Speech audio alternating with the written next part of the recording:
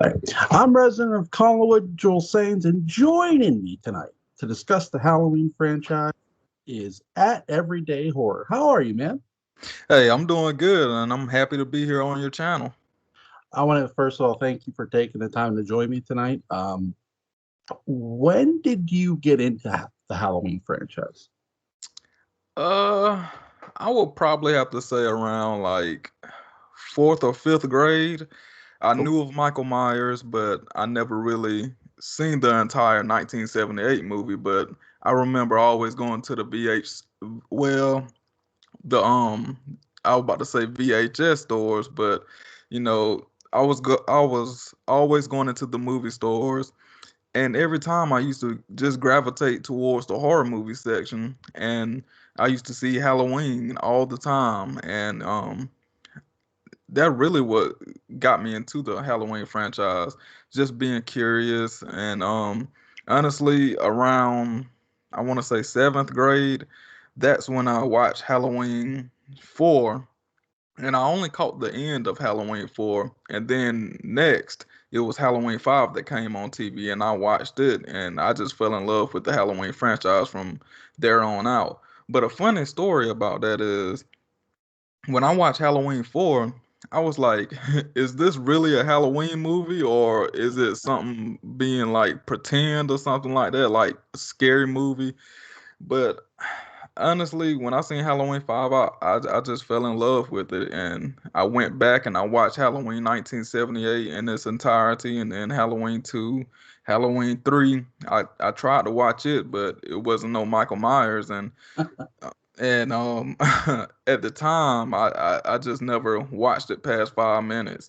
But looking back on it, when I watched Halloween 3, maybe about 10 years ago, I fell in love with that movie. And, honestly, I watch it every Halloween. And, it, I like the mood and atmosphere in that movie. But yeah, around like fourth or fifth, sixth, seventh grade school is when I got into the Halloween franchise.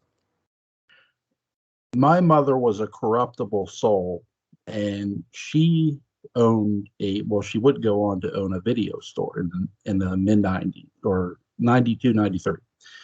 So in 1990, she shows me and my brother John Carpenter's Halloween, and she goes, "You need to sit down and watch this, and then watch the rest of them up until that point."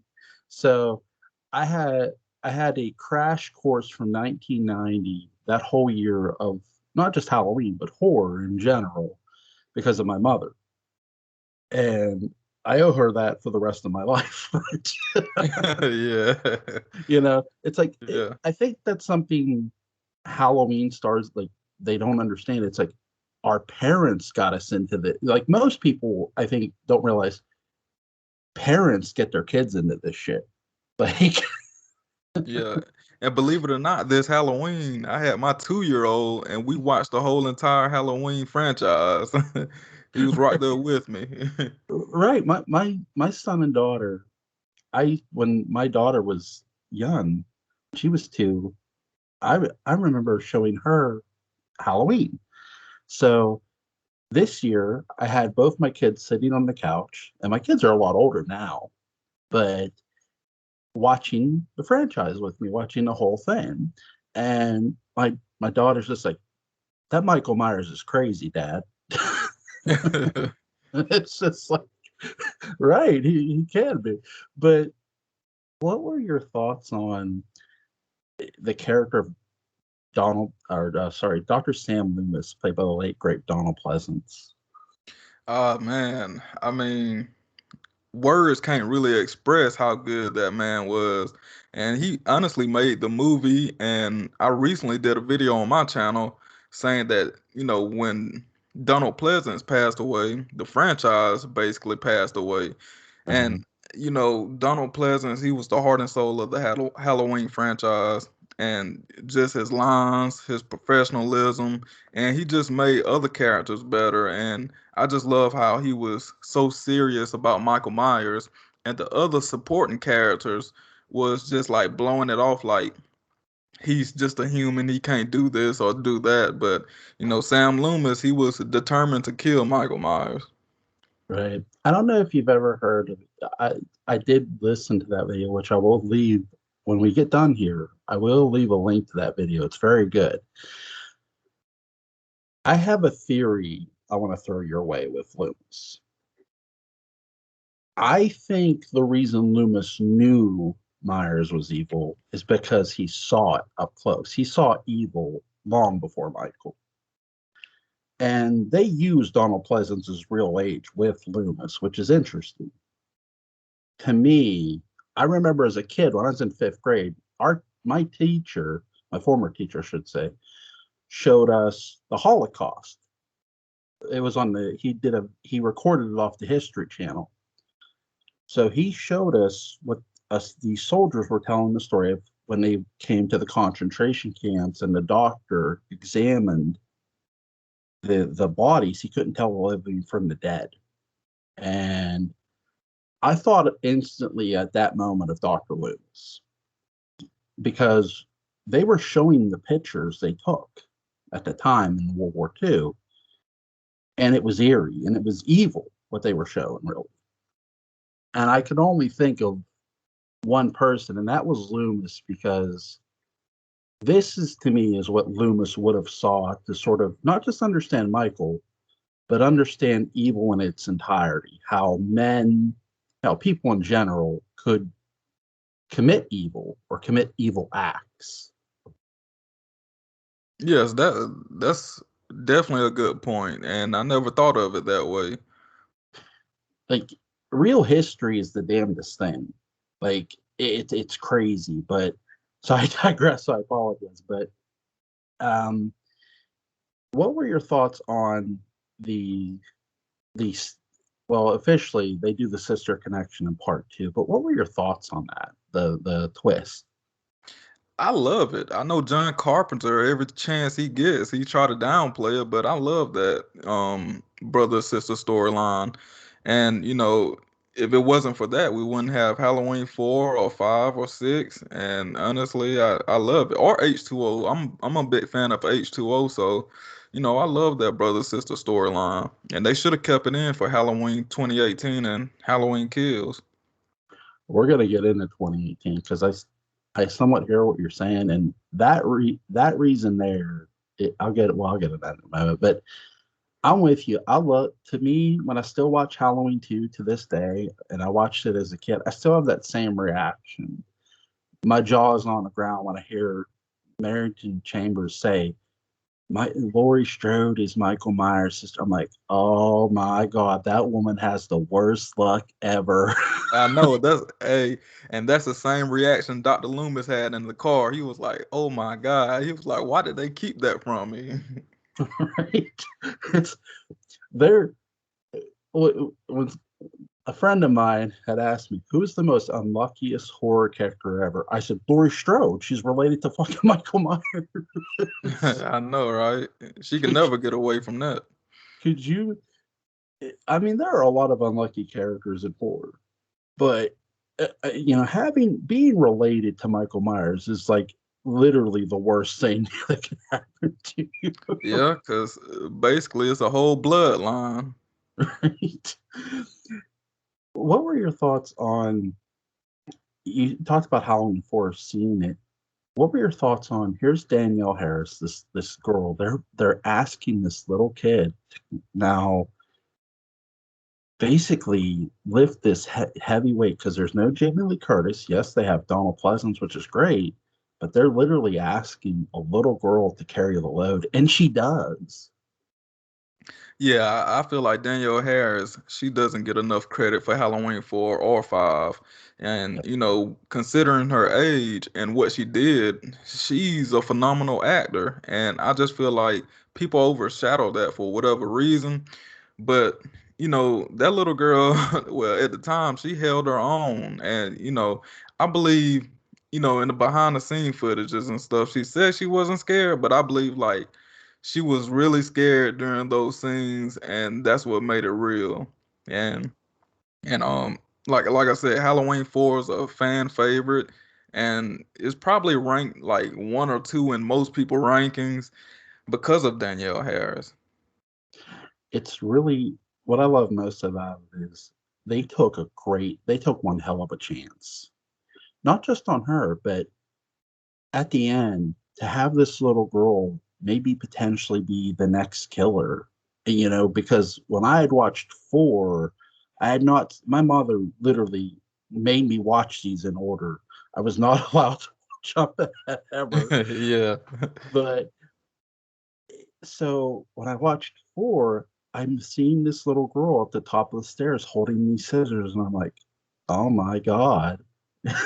Yeah, I watched it on Halloween, and I rarely watch Halloween 4 because every time, I just want to go into it fresh, and I don't want to watch it like every 6 months or whatever. But Right. anyway, I watched Halloween 4 and the ending. Dr. Loomis, he grabbed the gun. He see Danielle Harris at the top of the stairs, and he's like legit crying, like no, he's screaming no, no, and he's crying.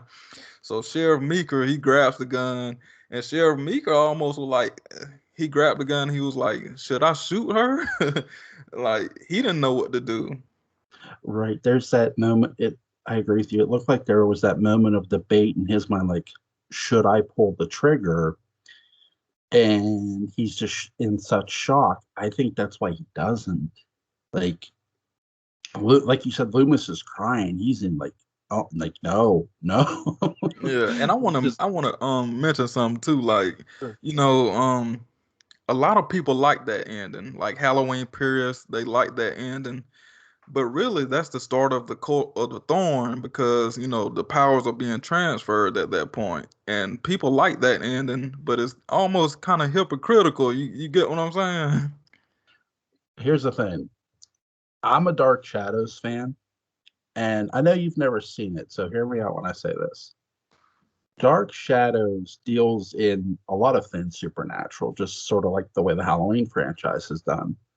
But they did it way, way before. Dan Curtis would deal with something like body transference, where evil would transfer into a child. He actually did this in a storyline where where Patofe body jumped into several people, and one of them was Jameson Collins, a young kid.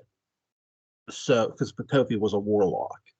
But if you had what Dan Curtis was trying to say, for every yin, there's a yang. For every good, there's evil. So if you take someone who's purely evil, like a Michael Myers, and let's say you take I'm a dad. I think you're a dad too, right? Yes, Okay. What's the most purest form of innocence? It's a child. correct. So when you take a kid who touches something who's so innocent and touches something so evil like Michael, something's bound to happen. And that's what I've always taken from four is when she touched him, because she was the first person to really literally not struggle with him, but touch him on the hand like she cared. She gave a shit. Yeah, she was And curious too. right. And so that evil jumps sort of went into her, but some of her good, I do think, went into him at some sense. It sort of transferred. I don't think they switched bodies, mind you, but I think sort of their chi sort of mixed and she became somewhat evil. But I think some of her still existed. When that's why she did not kill her stepmom. She just she attempted it, but didn't actually follow through the full way in a weird Y- Yeah, that makes sense. way. it, for the Dark Shadows fans, listen, they're probably going, yes, yeah. But I think that's the thing. Like, so when I see Halloween 4, I get that sort of Dark Shadows feel to it. 5 and 6 as well, because again, Dark Shadows dealt with a cult. Well, to me, there's I'm not trying to jump over 5. I'll get to 5, I promise, because I love 5 too. I give 5 a 9. I love it. I love the Man in Black. Or actually, when you first saw 5, did who did you think the Man in Black was? Honestly, I was just like everybody else. I was like, I don't know what's going on, but at the end, I enjoyed the end when they went into the police station and they, shot up everything. I love that, and I was waiting for more, and I really didn't see Halloween 6 until really later on. So, um, I enjoyed that ending, and it left it open for a variety of ways to move the franchise forward. When I saw five, I was still a kid, and I literally thought that the man in black was the devil coming straight out of hell, coming for Michael's wayward soul. And it creeped me the fuck out. And still, when I watch five, it still creeps. Halloween 5 is a creepy movie, It and is. I just don't understand the hate. And I don't know if you familiar with my Halloween 5, support on my channel, but I can always support and defend Halloween 5 forever. I can too. I think for people who hate five, here's what I'll say. It's not always easy to be asked, you know, by actresses and actors to film a movie they're not fully prepared for, but they did their best. And what I love about this movie too is they're stalking in this movie. Michael Myers stalks his victims literally. And they actually have the breathing in this movie if you listen real carefully. And they do everything Carpenter-esque in this movie and in six, even more so than they did in four a bit. And I know it's done by different people, but still, they do a really good job of giving you this vibe of, I love Tina Williams. I will defend Tina to death. Yeah, yeah. I don't understand why fans hate her. I love Tina as well.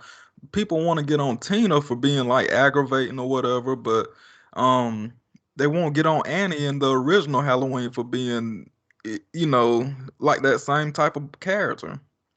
Right. I think here's the thing. Not every character, and here's the thing too. Not every character is Laurie Strode or Rachel Harris or, you know, Jamie Lloyd. Every character needs to be different. And just like Annie and Linda provided that difference from what Laurie was, Tina provides that difference from what Rachel was. But here's the one thing I'll take away: Rachel gave a shit about Jamie. She really did. Because when there's a scene when she thinks it's her boyfriend in the car, but it's actually Michael. And but she says to him, what is it this time, Mike? Is it because of Jamie? You're giving me the song. I take away one thing from that. She's had that argument before with him, with her boyfriend about Jamie. That's Yeah, not she clearly puts her boyfriend above Jamie. right at times, but I think she argues with him about it in their relationship. Now, that's one thing I take away from five the most too, is there's there's really good character development. I love when Tina is walking away from the house and she sort of senses someone watching her and she looks back and Michael was watching her. I honestly believe that she knew she seen Michael Myers, but she was in so much denial that she was just like, it is what it is. Right. I agree. I think there's, again, it's character difference, right? So I love five. I'm with you. When did you first or sorry, I think you answered that when you first saw six. So what were your thoughts on Halloween six? Halloween 6, when I first seen it, it took me a while to understand it. It was just all over the place. And I watched the theatrical cut, and Right. I really didn't like it. But later on, like 3 years ago, I bought the producer's cut, and I just fell in love with it. It just seemed like a whole different movie, and I love what they did with Donald Pleasance. I love what they did with Jamie Lloyd. The switch they did with the kill. I love that. As far as like um George P. Wilbur. His portrayal, I didn't like that. I didn't like the mask in Halloween 6. Um, Paul Rudd, I didn't like his acting. But I understand that he's supposed to act weird because he's seen a lot as a child. Um, but 6 had a lot of mood and atmosphere. And like I said, I love the producer's cut. And I want to rank this movie top 3, but I just don't want to give up my spot for Halloween 5. But Right. I enjoy the producer's cut a lot. The occult is very strange. What did you make of the Cult of Thorn? The Cult of Thorn, I don't have a problem with it because what other way can you go in the franchise when you in the sixth installment? And that's the most logical choice that Michael Myers can go is a cult, you know. And I love that they kept following Danny. You like Danny, kill for me. I love that. And I love when Kara Strode, she jumped out the window when they was, surrounding her in the room. And she was just like, what can I do? And she just jumped out the window. I mean, that was serious business. Like it was do or die. And I like the twist, like Mrs. Blankenship, and I love all that. I love the Court of Thorn. I love Dr. Wynn. They really went back to the roots with that, and it all makes sense. Do you think the Cult of Thorn had control over Michael at all? I think that they had a little bit of control over him.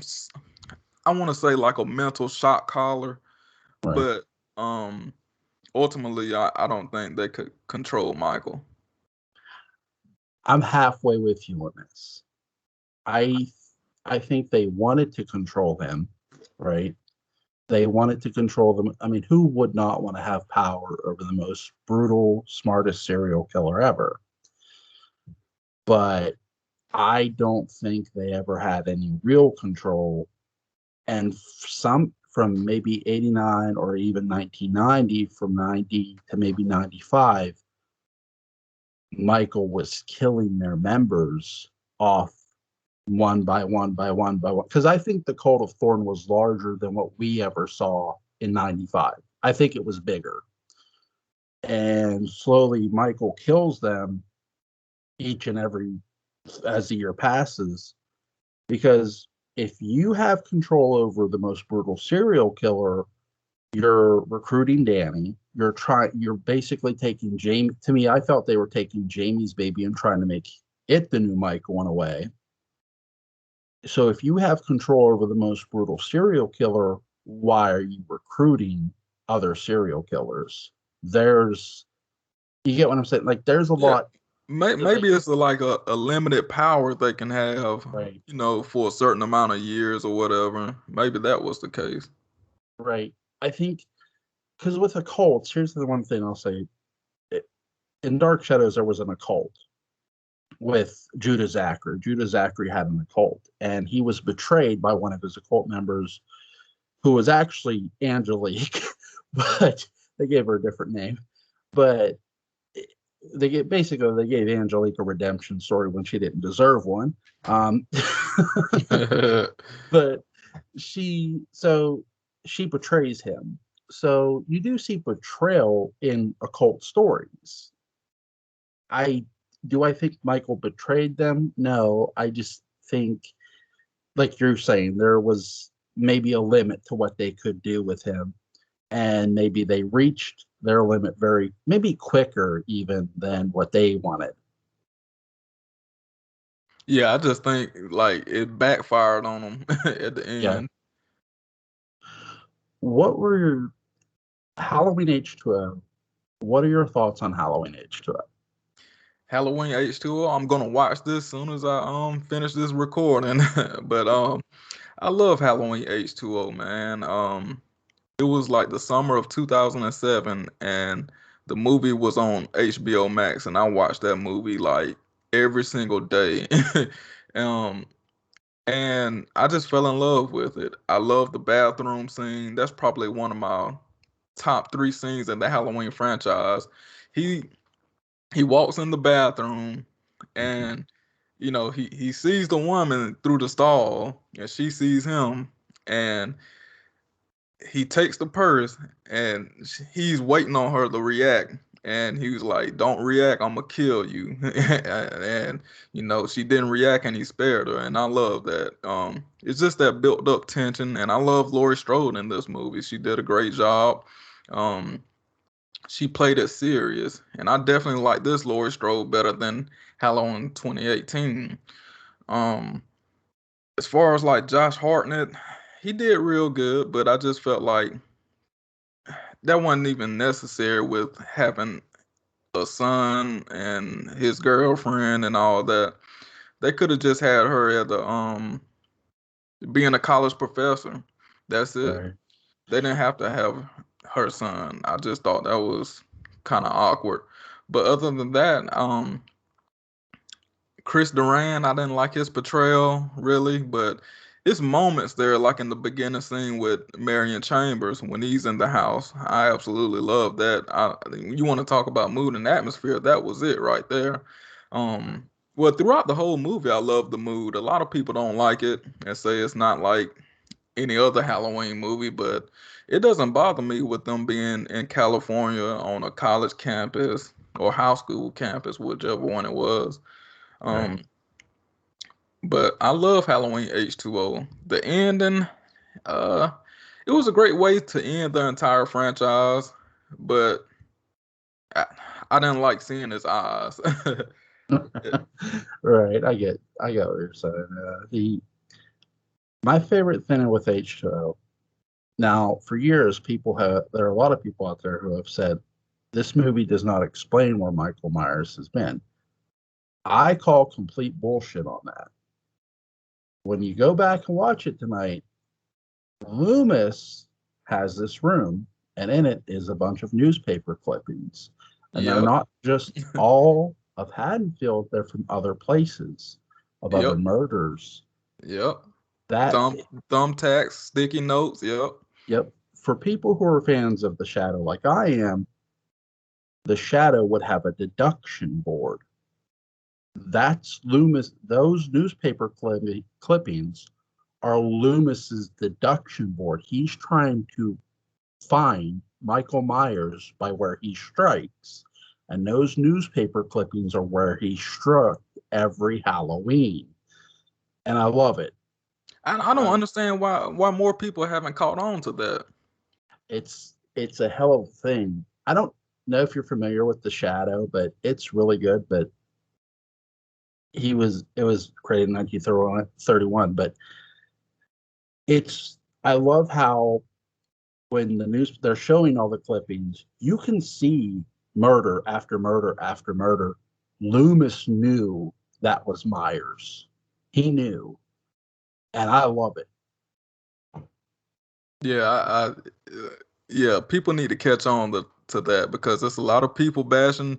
It's a lot of Halloween YouTubers bashing the H2O. So, just for that reason, talking about, I'm not gonna name him on here, Right, but right. he always talking about, well, they never found his body.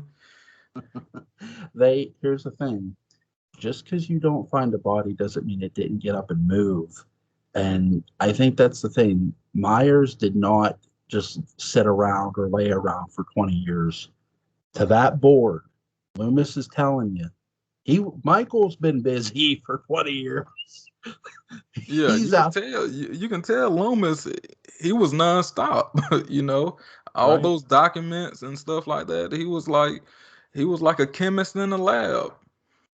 I will play devil's advocate with Josh Hartnett. I love what they did with him and Jamie Lee Curtis. Their chemistry was good. Here's what I'll give H2O over 2018 any day. H2O, they put over Josh Hartnett. They put over his character. They did not do that with Andy Matichek in 2018. I agree. That's that's something. Here's what I'll say to anybody who's going to make any Halloween movie: pretend you're only making one at a time. Pretend you don't know you're making a sequel. The way H2O didn't know Resurrection was coming. So what did they do? They had a young actor, Josh Hartnett, who they didn't know was going to be good, but they trusted him, and he pairs off with Jamie Lee very well. And I love that scene where they're in the street and they're having an argument. It's one of the most Oh underrated. yeah, yeah, I It love that. it's the most underrated scene in the whole movie because I could see I sympathize for him. He's had to live with this shit for 20 years, hearing it, the name Myers. And And you know what? That scene, it's almost like they ad libbed that, and it was just doing a heart to heart in real life. right, because to me, to the only way to really appreciate Michael is to experience it for yourself. Yeah. You know what I mean? Like Lori, we know she did, but in the same sense, we know John Tate didn't at that point in time, and when he does, he now understands. Like, oh shit, she was right. Yeah. Yeah. Like I don't want you to, misunderstand what I was saying about, him being in the movie. I was just saying Oh, like right, it was unnecessary really from my right, perspective to have like her have a son. right. To have another character, Yeah. I do. I will tell you this. There is one thing I wish they would have did with H2O. I love the deduct as much as I love the deduction board with Loomis. They could have showed that, but when they get to California, I love the hallucinations with Laurie Strode. I would have had the hallucinations be a lot more severe. Like when she wakes up, instead of screaming, have her see John standing there, and then she says, "What's wrong?" and he drops dead, and Michael's standing behind him, and then she wakes up. Yeah. Yeah. Yeah. Now that's intense. Right? Have the hallucinations be so real, she can't tell the difference between, at times, between real and fake. So when the murders happen, she's saying it's Michael.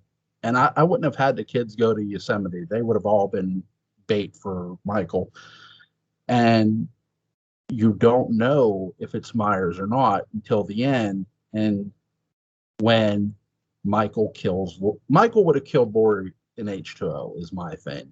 And now John would have came to the realization of, oh my God, we were wrong to because they would have accused her of the murders. Yeah. Because I would with John, he would have been telling people about what he knew. That's something I wish they would have done to give it because again, H2O has good psychology, but I always feel the one thing they could have had with it is a little more. So that's what Yeah, I feel you on that. Well, what did you think about the musical score? I actually liked it. I did too. A lot of people give it flack, but it feel like you in a blockbuster movie every time you watch it. That's why I love it. I love now. I will say this: the next installment is. I always feel it's better than each show, and that's Halloween Resurrection. Oh, okay. um, Resurrection is a lot of people hate it. Put it that way. I know. I think here's what I'll say: Resurrection's biggest issue is this, and it's they don't get their main because they have more than one protagonist, and most Halloween films do. Even the original had Donald Pleasance and Jamie Lee. Okay. So Resurrection has Buster Rhymes and it has the girl who played Sarah Moyer. I think they should have focused on trying to get Freddie Harris's character over sooner rather than later and connect him with the audience. That's something I wish they would have done and they could have done it. Other than that, I love the movie for what it is. I love the choreography of it, the fight sequence. I know people bitch about it, and I just think it's overreaction. I love the mood of the movie. It's very fast paced. It's nonstop. It's everything you would want in a thriller, in a slasher, and it just clicks with you. To me, Yeah, I could see that, but I think that a lot of people take Halloween Resurrection way too serious. I don't think the movie was made to be taken serious. And clearly it was a cash grab, and you know, it was a product of his time. Um, but what I would have did with Halloween Resurrection with the current script, I just would have sort of flipped it. I would have had, you know, the Dangertainment stuff in the beginning, and Right. after Michael Myers killed everybody in the house, I just would have had him go to Smith Grove and go after Lori, and Lori getting killed at the end. I feel like that would have been better. Right. Laurie's death is something that gets debated in that film too. And I will say this. Now I know the producers have said no, but I'm gonna call bullshit. I think Michael was framing Harold for the murder of his sister. Yeah, yeah, clearly he was. So people people don't understand that when Michael handed him the knife, M- Michael, like you said, framing him so people don't know that Michael Myers is out there. You know, they won't be trying to look, oh, it's not Michael Myers. Well, the funny thing is, the security guard even says, I thought you put Harold away. And when they clearly see Michael on the camera walking down the hall, they call him Harold. I So, know. so it's like even the security guards are sort of saying, hey, wait a second, that's Harold. And uh, that's the thing. It's not the fact that he just hands him the knife. It's the fact that you have two security guards who know Harold dresses up, and they're saying, "Hey, that's Harold." Now we know different, right? So, but they don't. Do you think Harold knew who Michael Myers was the first time he walked past the cell and he just looked at him and really didn't say nothing? Yes, Harold is what I call serial killer starstruck at that moment. Yeah, cause he did look stunned. He was like, "Wow," and he pulled down that mask. I was like, "Okay." Like if you meet a celebrity and like you're in shock and you're in awe, that's Harold. He's in shock and awe. Why? I seen somebody ask, "Why didn't Michael kill Harold when he handed him the knife?" Here's my answer to that, because Michael Myers is no idiot. He, okay, in Halloween 1, when Laurie goes upstairs and starts walking toward the door to go into the room where Annie's body is, Michael goes downstairs and puts the rake against the door and then comes back up the stairs. He does that to be methodical. He's handing Harold the knife and not killing him to be methodical. This Yeah, this son of a bitch is smart as hell, and no one gives Michael enough credit for yeah, he is. He's a genius. it. Yes, I agree. What? You just oh, sorry to cut you off, but you No, just sparked something in my mind when you said Michael in the original went upstairs and everything. So do you think Michael was gonna actually kill Tommy and not Linda? What's the girl name? Lindsay. Yeah, Lindsay. Do you think he was gonna actually kill?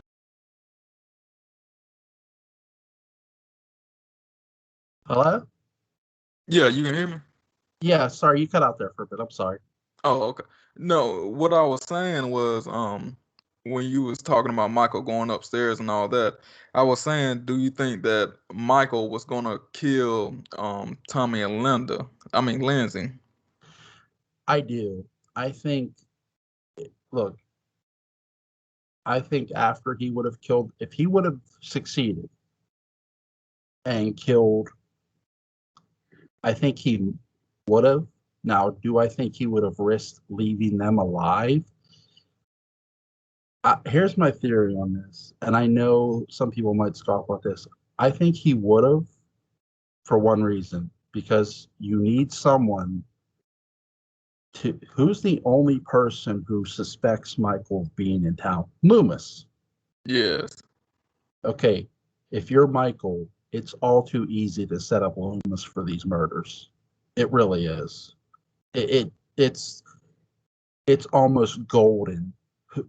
No one saw Michael take the headstone other than Loomis and the caretaker, and even the caretaker and anyone and their brother could, uh, hell, hotshot lawyer could say, "Well, Loomis stole the headstone." Any look, Loomis, I love him to death, but he is almost helping Michael set him up for these murders. Yeah, you're right. Like, I just think no one takes the people just think Michael is this mindless killer. I don't buy that for one red second at all. Yeah, like I said, he's just ruthless and he's a genius. He is. He's very, very, very smart. What were your thoughts on Rob Zombie's Halloween? I enjoyed it.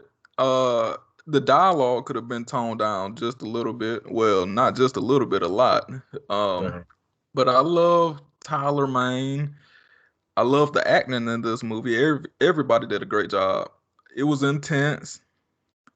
Um, the only thing I really didn't like about this movie was they showed a little bit too much of Michael in the beginning with him growing up Right. and his backhood, his childhood, or whatever.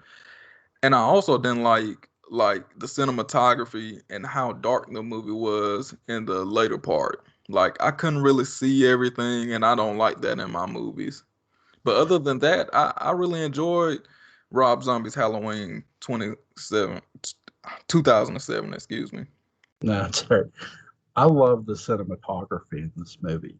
I feel Rob will never get enough credit for his cinematography. I feel he did a way better job of shooting it the way John would have shot if he were remaking it.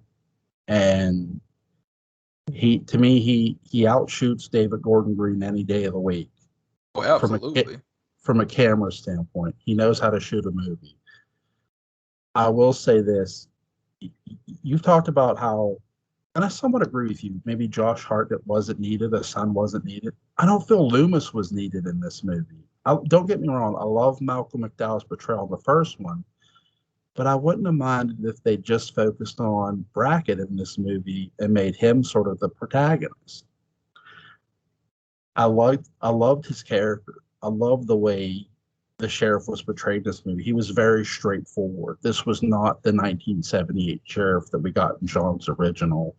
This was someone who was very matter of fact. You tell me the truth and I'll be honest with you. And I love that about it. Yeah, I would agree with that. What were your thoughts on Rob's Halloween 2? Oh boy. This movie, don't get me wrong, it's a bad movie, Yeah, but it's it's a good horror movie, but a bad Halloween movie, put it that way. right. But I can watch it and not, feel horrible about watching it. I mean, it's a good horror movie. It's dark and it's gruesome and it's definitely the most goriest in the Halloween franchise. But yet again, it just went off on the deep end. Rob Zombie put a little bit more Rob Zombie into it and less John Carpenter, and he just made this movie. He just made this movie a lot more Rob Zombie, and it definitely wasn't my style. Michael Myers didn't have a mask on during majority of the movie. Um, he has on street clothes, a beard grown out, flipping over cars. I didn't like it. I think it, here's the thing that hurt this movie most. Everybody, and again, Blumhouse does the same shit, leaks, because everyone was talking about Laurie being the potential killer, and you could not get away from that leak. Like it was all over the internet.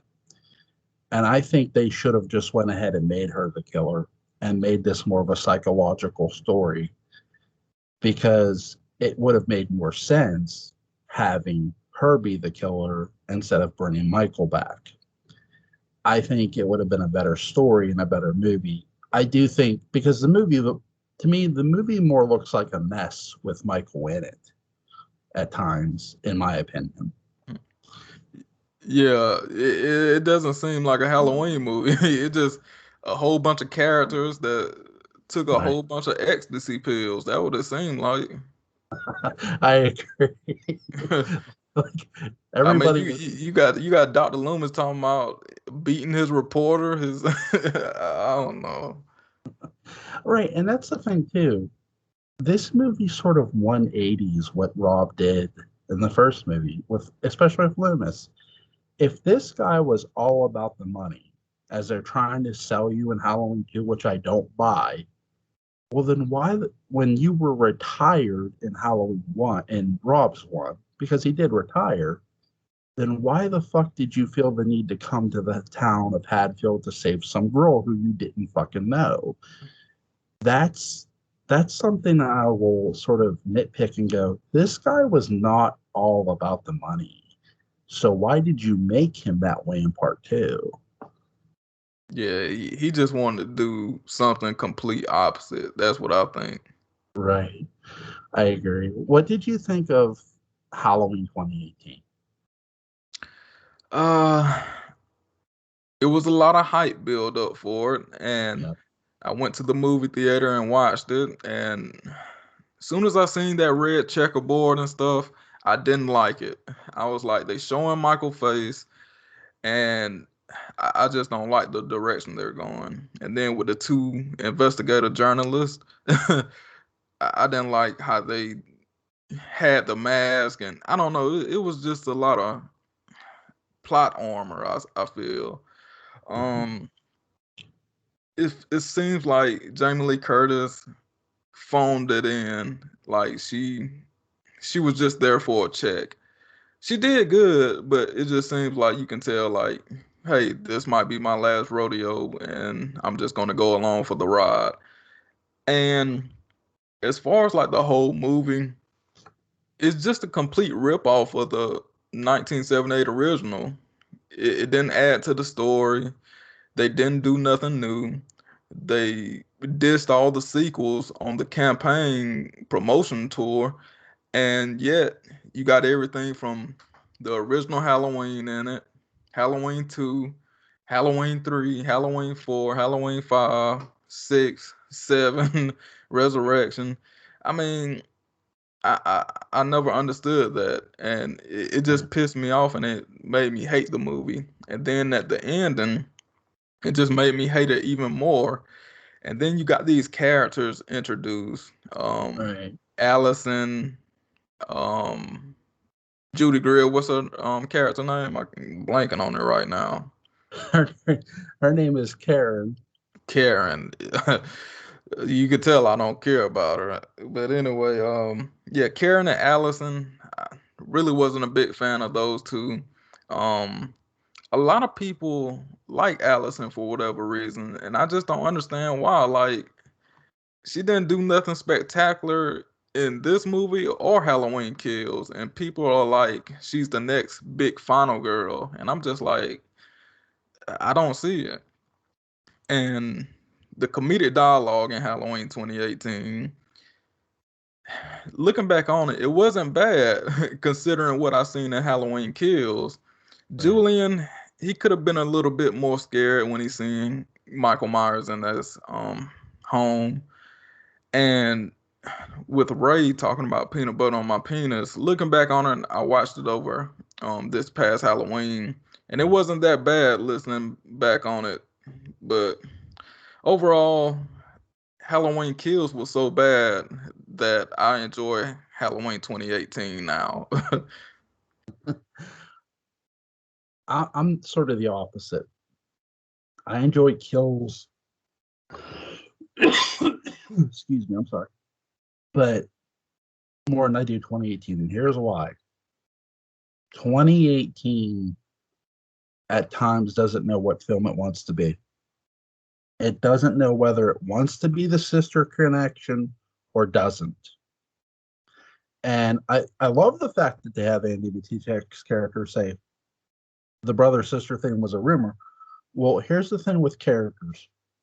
Once you have one character confirmed, hey, we're time jumping, you then don't bitch smack said character verbally by going, he's waited for me, I've waited for him, like Laurie Strode did. That Yeah. once they did that, I'm thinking, what? I don't know how they didn't hear that and just take that whole sequence out, and they should have, because right there, what you're telling me as a viewer and as a writer, I go, well, wait, you just told me literally earlier this isn't the sister connection. Now you're sort of you're not confusing me. You're just annoying me. You know what I mean? It just that's the one thing about 2018 I'll say is, and where I'll give Andy Matichak a lot of credit is this: I don't think they did not trust her, and you could tell in that movie, and yet she still manages to somewhat win you over by act. I think at times literally acting like she's running from Michael when he's not there. And I, again, it's not her fault they put her in that situation of not having Michael stalk her the way they said they were going to, but she sells it. Even though she's overselling, I can't fault her. I sort of fault the writers for not trusting her the way we've talked about Josh Hartnett being trusted and being given the ball to sink or swim. Pretend you don't know you're having a sequel. Put the young protagonist over, and they should have did that with her. She somewhat helps her own case by doing certain things, but they did not help her. Yeah, I get what you're saying on that. And another thing I want to point out, I just want to know why did they need Judy Greer and Andy Matichak in this movie? That's a lot of people. You get what I'm saying? To focus on. Right, and they don't. That's the thing. They don't spend enough time with that dynamic. They spend too much time Easter egging the sequels in, and sort of look. There's a scene I love, and I wish they would have focused on this more, where Laurie's sitting in her car and she sees Michael sort of coming towards her and she screams. That let me know one thing about Laurie Strode in this movie. She still wonders the fuck why Michael came after her and her friends. That was their best psychological moment the whole fucking film. And they do nothing before that to hint that, and they do nothing afterwards to pay that off. And they could have paid it off by having maybe Laurie Strode at Annie's grave, and maybe her granddaughter finds her in the cemetery and says, Grandma, you need to let go. That's a moment they could have had, and they should have. Now that would have been a great moment. Right. You need to have psychology. If you're literally retconning a franchise, then goddamn it, grow a set of balls and do it. Don't pussyfoot around. Stick to your guns, because I think that's something Blumhouse hasn't fully done, especially with 2018. They didn't. They again, well, we're Easter egging things, and well, why? Why are you doing that? Because you feel, to me, when you do that, you're sort of sending mixed signals about what you're wanting to do. And I feel that's my biggest issue of 2018. It I hated the fact that they had a safe house for Lori. They should have had Lori be more wrong. And here's the thing with Hawkins. Yes, he's a bad shot for a cop. And here's the thing, and I'm going to quote The Shadow: you're either a good shot with a gun or you're a bad shot with a gun. No one is both. And I love the fact that they stuck with that with Kills. Yes, he was a bad shot in 2018. And guess what? He was a bad shot when he was a kid, Yeah. when he was younger. They stick with that in Kills. I felt like uh, there's an audio version of the Shadow Story, the Double Z, where he makes that quote where he goes, "You're either a good shot with a gun or you're a bad shot. No one's both." So Hawkins, who's a bad shot in 2018, he's a bad shot in Kills too. And I like that fact because they're sticking to the character. So he's a bad shot. And my even though I don't love the Loomis thing they did with Kills, I don't love the voiceover. I don't love the complete facial recognition. The one thing I take away from that is that they kept some nostalgia by having Loomis give this look at Hawkins that tells me one thing: Dr. Loomis knew Michael did not kill that cop upstairs. He knew Hawkins did. Yeah, because Loomis was like, "What did you do?" He Right. was looking at him like, "What in the world did you do?" Right. I agree. And I hope they build upon that psychology somewhat somehow with ends. I don't know if they will. But sorry, what were your thoughts on Kills? I forgot to ask. Oh no, you good. Halloween Kills. I didn't like the movie. I think it's one of the worst in the franchise, and that's really being nice. The flashback scene was probably the only good thing about this movie. The flashback scene and James Jude Courtney. Both of those things saved this movie for what it was. Um, I feel like I feel like the marketing campaign destroyed this movie. It was delayed a year and everybody was hyped. And I even got hyped for a second. But after the flashback scene, the movie just went downhill from there. And it's just Michael Myers doing the same thing over and over again. And you can tell that they didn't have a storyline. He went into the interracial couple's house, killed them, and he went into Big John and Little John house and killed them.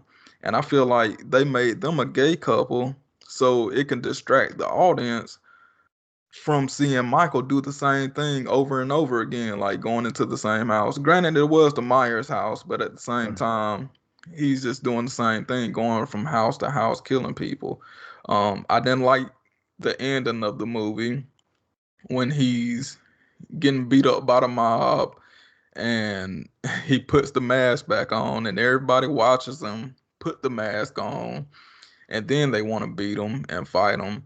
I don't like how he's doing WWE style moves.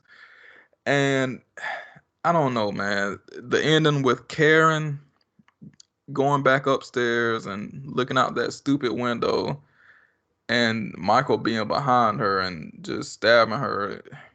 It was just stupid at that point.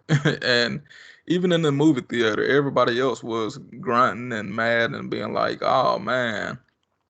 So, overall, Halloween Kills was not a great movie in my opinion, and it felt rushed. And I want to add one more thing. I don't like how they edit the movie. Now, I would have started the movie off with Laurie Strode and them on the back of the truck, and then eased on to Hawkins getting carted into the hospital, and that's when Laurie and Hawkins could have been talking, and then they could have went into the flashback, and she could have told Laurie. I mean, he could have told Laurie about what happened on that night. Right. I I love Will Patton. He's a great actor. Don't get me wrong. Yeah, remember the Titans? He did great in that. Right. I feel they should have left his character dead and had Brackett tell the flashback. Give Good point. give Brackett something a little more to do. I don't feel his character was totally pointless, but I feel there was a missed opportunity to use him to sort of tell that story. And really, the one biggest unanswered thing is with going off of 78 now, because they killed his character, which I found senseless. That's the most, to me, senseless death was Charles Cypress's character getting killed. Or did they kill him? No, I think they did kill him. Listen, listen, I keep hearing everyone say, well, they didn't kill this one. No, listen, your killer has to kill. Keep him credible at least that much. Yeah. But I sort of wish they didn't because there's one thing with 78 that I'll always wonder now with this, and that's why didn't Brackett listen to Loomis? And that's another thing from a psychological standpoint that they have gotten away from. Now, I have a theory of why, but again, it's something that won't get answered. And I wish they would have at least brought him back for ends. And maybe, again, there was missed opportunities with his character. I feel they could have did. They do it with Patton's character. I get why. Because I think Hawkins is a product of he was a very likable character in 2018, and I get why. I like Will Patton too. He's a great actor. Again, I sort of called this with 2018. Will Patton will be the most interesting character, and guess what? He was. Yeah. But and same thing with Kills. I think he's a very interesting character, and that's the thing. It's Blumhouse. Their biggest thing is they don't know at times when they have something, and that's their biggest problem with Halloween as well. I think they don't know when they have their audience. Well, at this point, it's all about money with Blumhouse. So whatever the fans want, or whatever the you know top subject is on Twitter Right. or whatever, they're gonna go with it. Like a lot of people are saying they love the flashback movie, so I wouldn't even be surprised if they do a whole entire flashback of 1978.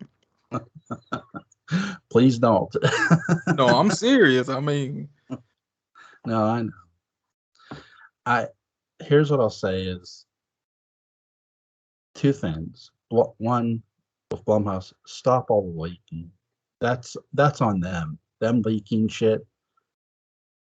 Actually, just quit bullshitting and tell a story. Quit worrying about catering to this or that. Just tell a good story and make it psychological and scary as hell, and people appreciate it. Quit catering to Me Too and all this other shit, and just tell a story. exactly, Just exactly. just quit. Tell. I'll give an example. 2018. It's one thing for Laurie Strode to say Me Too because, well, 40 years ago she was stalked by a killer. Don't have your granddaughter have this guy try to kiss her and him smacking. Switch that moment and just have him tell her how he feels, and just have her politely say, "I respect your honesty, but I don't feel the same way." And I wish they would have had her say, "Did you see that?" And he turns and he just sees the knife raise and he pushes her back and saves her from him trying to stab them. You could have had that. And nope,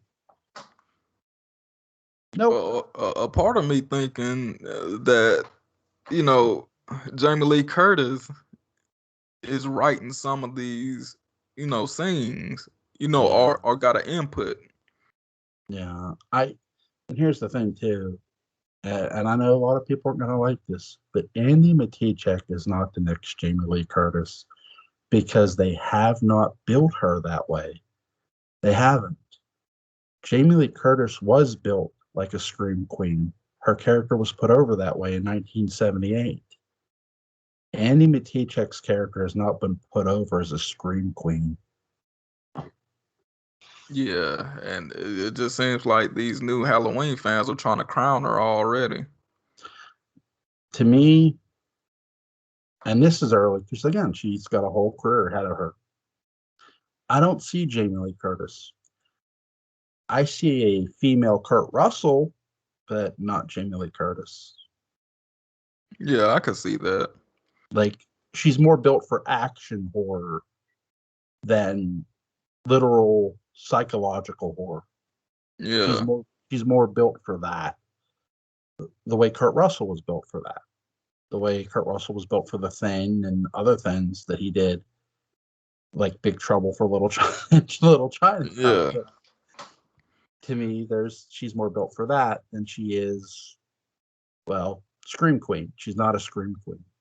So what did you think about Kyle Richards coming back and Michael Myers with her in that scene over the at the bridge? I felt like that was out of Michael Myers' character just to leave a victim and not go back and try to find her. Like his job wasn't finished and he like to complete his job and he just left her right there. Again, they had a golden opportunity to have Michael stalk somebody, and they didn't. When he's standing on that bridge, have him turn around and see her, and then her now have to get up and run and have a chase sequence. And you're going to have a really fucking tense moment between a girl who just literally had to fight off a killer and now have to run all over again. And she's going to have trouble doing it. You could have Yeah. had again, there's missed opportunity with these movies that they're missing, and they should not, considering John Carpenter is there, considering Jamie Lee Curtis is there, they should not be missing these moments. And they are. And that's something I do feel they're getting away from the psych. They've gotten away from the psychology of what made Michael Myers, Michael Myers. They really have.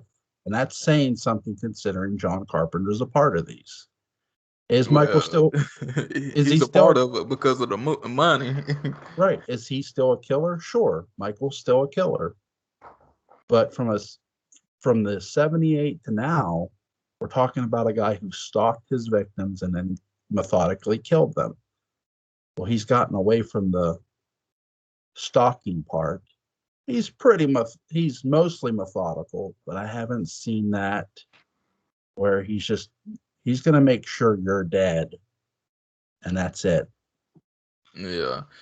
And you mentioned the Me Too movement, and I think we're gonna get that too in Halloween Ends because, as you know, Karen died in Halloween Mhm. Kills, but Lindsay Wallace is still alive. So you're still gonna have three main girls that they're probably gonna focus on: Laurie Strode, Lindsay Wallace, and Allison. So they're still doing the same thing over and over again. To me, if you're really going to end this trilogy, if they're going to end it, and I'm not trying to air quote this, then kill all three off. Kill Lori, kill Allison, and kill Michael. Actually end it. Kill them in Don't the opening scene. just no, just kill. Look, if you're gonna kill main characters off, then don't be afraid to do it. That's just there's as speaking as a writer, I've never hesitated to do it because there's no what's the consequence if you're truly ending a story? None. There's no consequence. If you gotta speaking just as a writer, you gotta have the courage and your conviction to say, God damn it, this is it. And snap your fingers and be done. Yeah. So And with that you being oh, sorry about that. no, So with you being a writer, what direction do you think they're gonna go with Halloween Ends? not what I just said. Of course not. Because listen, I think they'll end this David Gordon Green's version, but somehow continue with Michael Myers in some weird way. I don't know if they'll go back to 1 through 8 or not, or reboot this. My hope is they go back to 1 through 8. That's my hope. But what I want to see. But what's your prediction? Man, I honestly think they set this up in a way like they made Michael Myers Right. supernatural in Halloween Kills. I No doubt agree. about that. I And agree. I think in Halloween Ends, I really think they're gonna incorporate the Cult of Thorn in subtle ways. I really think that it's gonna be some kind of like cult situation going on with Michael Myers giving him the supernatural power and stuff. I think it. I agree with you. And here's why. You can't keep saying someone's human for all the punishment he's taken, and that's the thing too. He to me now he even though they wanted to keep him non-supernatural, they made him supernatural. They were a hypocrite about that. Again, I could see them using the Cult of Thorn. I think in some weird way, and I don't know how. I'm not a mind reader. I think they're going to find a way to incorporate the Man in Black. I don't know how, but we'll see. I I don't think they're gonna incorporate the Men in Black, but I do think they're gonna incorporate the storyline that Right, will come as Season of the Witch, and I think they're gonna set that up as a Season of the Witch sequel. That's right. what I think. I think Michael is gonna be connected to Halloween 3 Season of the Witch some type of way with the mask and Right. everything. So that's what I mean by the cult situation. I think it's gonna be something like that. Like maybe the mask made him do it, or gave him the power to do it. Yeah, Okay, I could see that. Yeah, I could see It's that. it's gonna be something stupid like that, but uh, I thought they already had these movies already wrote up. But now you got David Gordon Green. I've been seeing headlines of talking about he's gonna pay homage to John Carpenter and Christine. Like, why won't you just make your own movie instead of focusing on, somebody in the past or whatever? I think that's the thing I find most frustrating with this too. Look, don't worry about being John Carpenter. John Carpenter's body of work is out there. John Carpenter's body of work exists. Worry about being your own storyteller and your own director. That's something I will always give 1 through 8 credit for. They were all their own storytellers. They were Exactly. And they they weren't scared, just like Halloween 5 wasn't scared. right. That's something I think what people don't understand is when you look at 1 through 8 and its body of work, they're their own story. Even Season of the Witch. And that's the thing. It's quit trying to imitate things and have a set of balls and be your own storyteller. And that's something I will always be appreciative for people who do that. If you tell me a story that's truly yours, I'll love you for the rest of your life for it. Yeah. And another thing I just thought about, when Halloween 4 came out, they contacted John Carpenter to do the movie, and John Carpenter wanted to do away with Michael Myers, but he just wanted to have like that memory and the town, still there about Halloween. Are Right. you familiar with that? Yeah, I think he wanted to do, if I remember correctly, again, because I'm old, so excuse my senior citizenship. Nah, but you good. I think he wanted to do something like Michael Myers as a spirit or something. Didn't Yeah, he? that's what I think. They could go in that direction too with Halloween ends, Yeah. My but thing is have Michael show up in real life. right to me because here's the thing, Shocker sort of somewhat does that. The movie Shocker, where a serial killer gets executed and his spirit sort of kills in a weird way.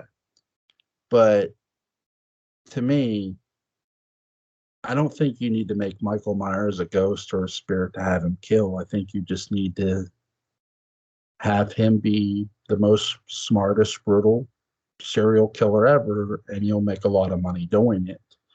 Again, like I've said, tell your own story around Michael, and I think people will just appreciate that instead of copying this, that, or that. Copy, paste, repeat, sort of, so to speak. But I often said that if Blumhouse can do this all over again, I guarantee you they would have did the sister and brother storyline. I think so.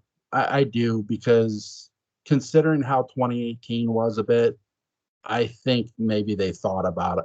I don't think they'll ever admit this, but I do think they thought about maybe making them brother and sister and just didn't pull that trigger because we all know how John feels about it. Now, I don't agree with John. I respect his feelings, but I don't agree with him. Yeah, I don't know why John Carpenter be acting that way. It almost seemed like he hate Halloween 1978 to an extent. Well, here's the thing. I think sometimes writers just hate their own creation at times, or writers just feel a certain way and they get stuck in that way and they just feel that way. And, I get it. Do I agree with it? No, but I get it.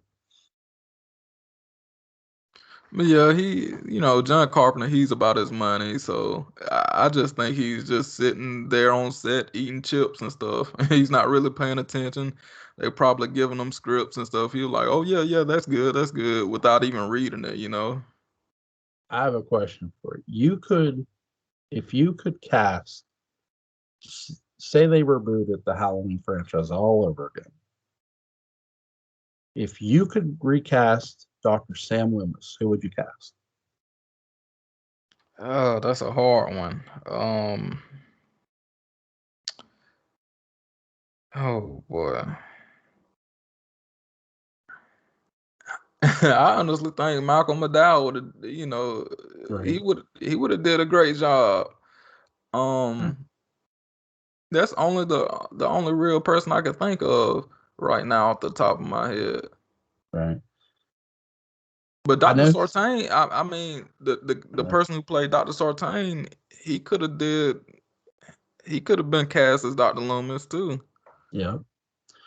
I think again with 2018, was his heel turn bad? I think the way they did his heel turn was bad. Not necessarily the heel turn itself, the way they did it. You don't ever stop your own movie to tell a pointless plot twist that literally, oh, now Michael needs help getting to Lori to fit into our narrative. And I thought that was the most stupidest thing. Me, that'd have been me. I would have, when Hawkins said, hey, where might he go? I would have had him say he might have went home. And Hawkins, Sartain, and yes, Allison all go to the Myers house. Hawkins and Sartain tell her to wait in the car. They go upstairs to Judith's room. Only difference is there wouldn't have been two people living there. There would have been one person living there. They wouldn't have been home at the time. I'll get into who it would have been. He killed, Sartain says this is where it happened. They're standing in Judith's room. Boom. That's where he kills Hawkins, in Judith's room. Just like Michael killed Judith in 63. Sartain comes back down, says, hey, Hawkins wants to speak to you. She goes upstairs. He hits her over the head, handcuffs her to the radiator, and now Michael's coming home, not knowing they're there. And Lori's starting to wonder why Michael hasn't come to her. She's been wrong this whole time.